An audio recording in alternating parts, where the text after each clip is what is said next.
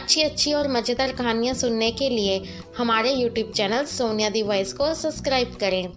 मेरी भाभी रोज भाई से मालिश करवाती। सुबह भाई थका होता और काम पर भी ना जाता। भाई से वजह पूछती तो गूंगा होकर बैठा रहता। एक रात मैंने भाई को नींद की गोली देकर सुला दिया और खुद भाई के कपड़े पहनकर भाभी की मालिश करने लगी। मेरे होश उड़ गए जब उस रात भाभी ने मेरे साथ परी दरवाजा खोलो। मैं किचन में खाना बनाकर बैठी थी। वो जानते थे जब तक भाई खुद आवाज देकर ना पुकारते मैं किसी हाल में भी दरवाजा ना खोलती। मैं जल्दी से हाथ पहुंचकर बाहर की तरफ भागी, मगर दरवाजा खोलते ही भाई के पीछे एक लड़की खड़ी थी। शक्ल सूरत तो प्यारी थी, मगर सांवली सलोनी सी लड़की थी, जिसे देखते ही मेरे दिल में कई सवालों ने जगह बनाई थी। मैं अपने ख्यालातों को जगाते हुए भाई से पूछने लगी, ये कौन है? भाई ने कोई जवाब नहीं दिया। घर के अंदर दाखिल हो गए। उनके पीछे ही वो औरत भी बड़े मजे से अंदर आ गई। भाई ने उस लड़की को चारपाई पर बैठने का बोला और वह वापस मुड़कर दरवाजा बंद करते हुए मेरा हाथ पकड़कर उस लड़की के सामने लाते हुए कहने लगे, बेटा आज से ये इसी घर में रहेगी, भाभी है तुम्हारी। मुझे भाई की बातों को समझने में कुछ देर लग गई। जब पूरे तौर पर उनकी कही बात सुनकर मैंने उस लड़की को देखा तो यूं लगा वो मुस्कुरा रही है। मैं कुछ कहे बगैर किचन में चली गई और अपने कामों में वापस से मगन हो गई। भाई शायद अपने किए पर शर्मिंदा थे। मेरे पीछे ही किचन में आने लगे, मगर उस लड़की ने उनका हाथ थाम लिया। ऊपर से खिड़की में से सब दिखाई भी दे रहा था। अचानक से मुझे अपना वजूद बहुत हल्का लगा, जिसकी कोई अहमियत नहीं थी। मेरे भाई से उसने शादी कर ली। मेरे लिए खुशी की बात थी, मगर काश अपनी इस खुशी में मुझे भी शामिल कर लेता तो मैं क्या कर लेती? ज़्यादा से ज़्यादा अपने भाई की शादी देख लेती। अचानक से ही मेरी आंखों से आंसू बहने लगे। मुझे अपनी बहुत बेइज्जती महसूस हो रही थी। वो दोनों बाहर बैठकर बातें करते रहे। मैं फ्री हो चुकी थी, मगर जब तक वो बाहर रहे मैं भी किचन से बाहर नहीं निकली। मुझे वो लड़की कुछ ठीक नहीं लग रही थी। वो अच्छी होगी, मगर मुझे उस अजीब तरह के ख्याल महसूस हो रहे थे, जैसे वो हमारे घर आने के लिए अच्छी साबित होने वाली नहीं है। जैसे ही शाम का वक्त हुआ तो भाई ने उसे नैना कहकर पुकारा और घर में मौजूद अकेले कमरे में चले गए। मैं रोटियां पकाकर ट्रे में खाना सजाकर कमरे में ले गई। कमरे में जाते ही भाभी ने कहा, समझदार लगती हो, मगर ये नहीं जानती किसी के कमरे में जाने से पहले दरवाजा बजाते हैं, खासकर तब जब वहाँ एक शादीशुदा जोड़ा हो। इस बात ने मुझे शर्मिंदगी की गहराइयों में धकेल दिया। हालात वैसे ही खराब थे तो मैं जल्दी से खाना रखकर बाहर निकल आई। वो कमरा मेरा और भाई का कमरा था। इसी वक्त टूटे फूटे वाले कमरे पर नजर पड़ी तो मैंने सोच लिया सुबह इसे सही करके यहाँ ही सोऊंगी। मगर रात का मसला था। इतनी देर में भाई बाहर आ गए और मुझसे उन्होंने पूछा, कहाँ सोओगी? मैंने बरामदे की तरफ इशारा कर दिया कि रात यहाँ गुजार लूंगी और सुबह को कमरा अपने रहने के काबिल बना लूंगी। भाई चुप कर गए। उनकी भी मजबूरी थी जो मैं समझ गई थी। अभी मुझे बस अपने घर में रहते हुए ही हर काम पर समझौता करना पड़ेगा, इसीलिए बेहतर था अभी से अपना दिमाग बना लेती। मैं किचन समेटकर और बिस्तर बरामदे में बिछाकर वहां लेट गई। मैं समझ चुकी थी शायद ऐसा ना होता अगर नैना के लहजे में मेरे लिए जरा सी फिक्र होती तो मैं सब कुछ हंसकर बर्दाश्त कर लेती, मगर वो मुझ पर मालिकों की तरह हुक्म चला रही थी। लम्हे लम्हे पर मुझे जलील कर रही थी। रोती रोती न जाने मैं कब सो गई। रात को देर से सोने की वजह से मेरी आंख भी सुबह देर से खुली। मैंने फटाफट उठकर कमरे की तरफ देखा तो वो कमरा बंद था। शायद अभी तक वो सो रही हो। यही सोचकर जल्दी जल्दी नाश्ता बनाकर ट्रे में रखा और कमरे का दरवाजा बजाया। थोड़ी देर बाद दरवाजा खुला तो भाई सामने थे। भाभी अभी भी बिगड़े मूड के साथ बैठी थी। मैंने भाई से पूछा, काम पर नहीं जाना? भाभी उछलकर बिस्तर से उठी और बिल्कुल भाई के आगे आकर खड़ी हो गई। मैं तो अचानक से डर गई। वो सख्ती से बोली, अब तुम्हारे भाई की शादी हो चुकी है, उसके आने जाने का ध्यान रखने वाली आ गई है, लिहाजा तुम उन बातों पर ध्यान देकर खुद को पतला मत करो और सिर्फ वही काम करो जो तुम्हारे जिम्मे है। खाना बनाओ, खाओ और खिलाओ। हमारे मामलों में दोबारा से मत बोलना। उनकी बातें इस कदर कड़वी थी। मेरे भाई की तरफ मैंने देखा तो वो भाभी को चुप करवाने की कोशिश कर रहे थे, मगर उसने भाई की एक ना सुनी और मेरे मुंह पर जोर से दरवाजा बंद कर दिया और मैं बेजुबान होकर चारपाई पर जा बैठी। समझने की कोशिश करने लगी मेरे साथ अभी क्या हुआ है। किचन में आई तो पकाने के लिए कुछ भी नहीं पड़ा था। आलू थे, मैं वही काट लिए। उसी वक्त भाभी भरपूर गुस्से में किचन में आई और मेरे सर पर आ खड़ी हुई। तुमने खुद को समझ क्या रखा है? मुझे इस तरह से नीचे दिखाना चाहती हो ना? मतलब क्या है तुम्हारा? नई नवेली दुल्हन का ऐसे स्वागत करते हैं आलू बनाकर? मैं समझ नहीं पा रही थी कि भाभी चाहती क्या है। खैर, तंग आकर मैंने कबाड़ वाले कमरे की सफाई की। बाकी पूरा दिन भाई और भाभी कमरे में ही रहते। शाम को दोनों तैयार होकर बाहर चले गए। पिछले एक दिन से मेरा दिल बार बार टूट रहा था। अब समझ आ रहा था लोग क्यों शादी के बाद बदल जाते हैं। मैं खुद को बहुत अकेला महसूस कर रही थी। माँ की मौत बहुत पहले हो गई थी, मगर बाबा हमारे साथ ही रहते थे। 10वीं की क्लास पढ़ी तो बाबा भी हमें अकेला छोड़कर चले गए। तो मुश्किल वक्त मोहल्ले वालों ने मुझे बहुत सहारा दिया और वो भी वक्त कट गया। मगर आज मुझे लग रहा था मुझे और पढ़ना चाहिए था। पता नहीं भाभी कितना पढ़ लिख कर आई है तो मुझ पर ऐसे रोब जमा रही है। भाई ने बाबा की दुकान भी बेच दी थी और इस शहर के बीच एक छोटी सी दुकान डालकर कोई और काम शुरू कर लिया था। मगर मैं इतना जानती थी भाई का काम सही नहीं चल रहा था।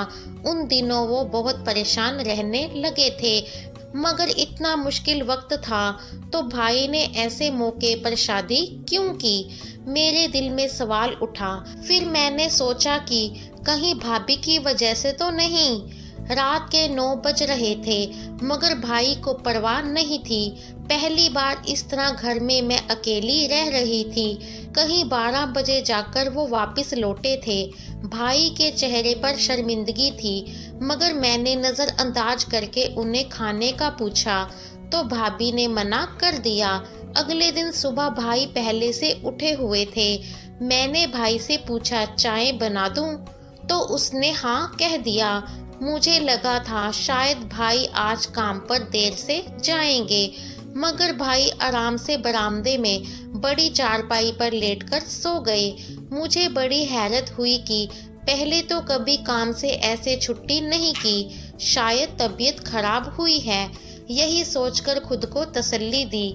भाभी उठी तो वो बड़ी खुश लग रही थी। मुझे पास बिठा लिया, इधर उधर की बातें करने लगी।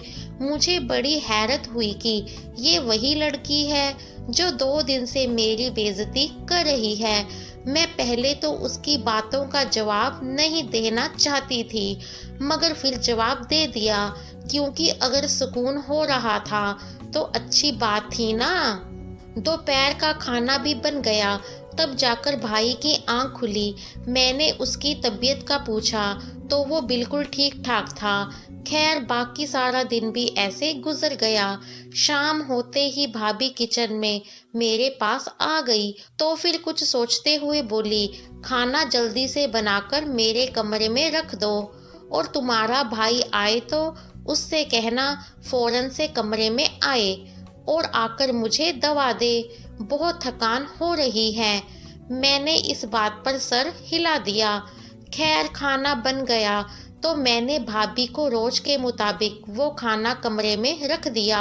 वहाँ तो वो अच्छी भली लेटी गाने सुनने में बिजी थी। मुझे इससे अजीब तरह की उलझन महसूस हुई। ऐसा लगा ये भाई को मुझसे छीन लेगी या फिर मेरा इस घर में रहना हराम कर देगी। जो भी था, अपनी सोचों को लगाम डालते हुए मैं बाहर वापस आ गई और जो 2-4 बर्तन गंदे पड़े थे उन्हें धोने लगी। तभी भाई ने दरवाजा खटखटाया, साथ ही अपना नाम भी बताया, तो मैंने भागकर दरवाजा खोल दिया। उसने जेब से कुछ पैसे निकालकर मेरी हथेली पर रख दिए और कहा, भाभी को मत बताना बेटा, बस अब जिंदगी है, गुजारनी पड़ेगी, तुम सब्र से काम लेना। मेरी आंखों से आंसू बह रहे थे। भाई मेरे सर पर हाथ रखकर कमरे में चले गए। मैं उन्हें भाभी का पैगाम दे चुकी थी। उसके बाद भाई कमरे से बाहर नहीं निकले। भाभी एक मर्तबा किचन में चाय बनाने आई थी। वैसे भी मैं समझ चुकी थी कि भाई पर अब सिर्फ भाभी का हक है। वो मुझे इस घर में रहने दे रही है, इतना ही बहुत है। सुबह उठी तो भाई पहले से ही जाग रहे थे। वो थके हुए लग रहे थे, आंखें भरी दिखाई दे रही थी। मैंने फिर चाय बना दी तो भाई ने शुक्रिया कहकर सर पर चादर ढक ली और लेटकर सो गए। अब मुझे लगने लगा था कि भाई ने काम पर नहीं जाना है। मैं किचन में आ गई। अब भाई काम पर नहीं जाते थे। रोज रात भाभी भाई को कमरे में ले जाती। सुबह के वक्त वो पहले से जाग रहे होते और बहुत थके होते, लेकिन एक बात अजीब थी, इस बार भाई ने खर्च की कोई बात नहीं की थी, ना ही हाथ खींचा। बड़े दिल से घर का खर्चा भी चला रहे थे। 2-3 हफ्ते लगातार यही होता रहा। एक दिन भाई की बहुत ज्यादा तबीयत खराब थी। मैंने उनकी तबीयत पूछी और उनको सरदर्द की बजाय नींद की गोली चाय के साथ दी और अपने कमरे में सुला दिया। जब भाभी ने भाई को बुलाया तो मैं खुद भाई के कपड़े पहनकर कमरे में चली गई, मगर वहां जाकर मेरी रूह कांप गई क्योंकि भाभी बड़ी जल्दी में लग रही थी। उसने बिस्तर पर एक औरतों वाला कुर्ता निकालकर रखा हुआ था, साथ ही जेवर और मेकअप भी पड़े थे।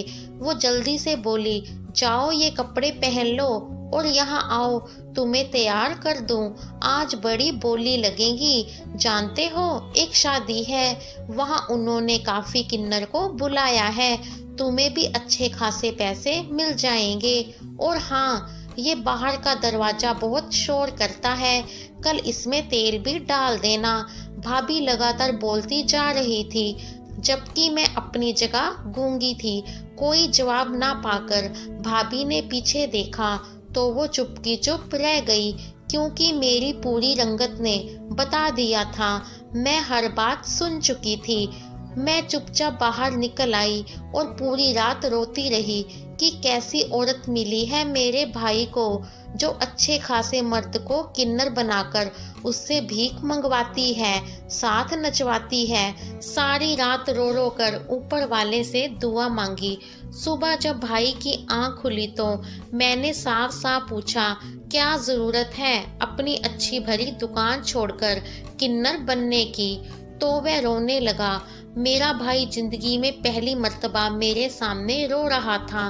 कहने लगा, मैं मोटरसाइकिल पर जा रहा था, नैना कीमा अचानक मेरे सामने आ गई और वो मर गई। उसने मुझ पर कत्ल का केस करने की धमकी दी, साथ ही 10 लाख भी मांगे।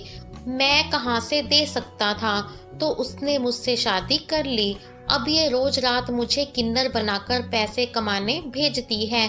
मैं अपनी इज्जत का जनाजा खुद उठाते हुए देखता हूँ, मगर मैं थक गया हूँ सच छुपाते छुपाते। मैंने भाई को कहा, अगर किसी लड़की की माँ मरे तो वो ऐसे खुश और बेफिक्र नहीं होती, ये जरूर झूठ बोल रही है। भाई के बताने के बावजूद हम उसी जगह गए जहाँ ये सब हुआ था। वहां जाकर पता लगा वो औरत तो किराए पर काम करती है और जो उसकी बेटी बनी थी पूरे इलाके को लूट चुकी थी, कभी किसी बहाने तो कभी किसी बहाने। अब शायद उसे घर बसाने का ख्याल आया तो भाई के साथ शादी कर ली। हम उस औरत से भी मिले, वो भी अच्छी खासी थी। उसी रोज जाकर भाई ने कुछ भी कहे सुने बगैर उसे तलाक दे दी। वो हमें धमकियां दे रही थी, मगर भाई ने उसे ज्यादा मोहलत ही नहीं दी और हम वो शहर छोड़कर एक नए इलाके में बस गए। आज भाई के 3 बच्चे हैं, मेरी शादी भी हो चुकी है, मगर ये वाक़े कभी नहीं भूलते। इस लड़की के बारे में कहा जाता है शायद वो पागल हो गई है या क्या हुआ, ऊपर वाला जाने। बुरे कर्मों का बुरा नतीजा होता है। धन्यवाद दोस्तों, कहानी पसंद आई हो तो कहानी को लाइक और शेयर करना। चैनल पर पहली बार आए हैं तो चैनल को सब्सक्राइब भी जरूर करना। दोस्तों फिर मिलेंगे एक नई मजेदार और अच्छी कहानी के साथ। Bye bye.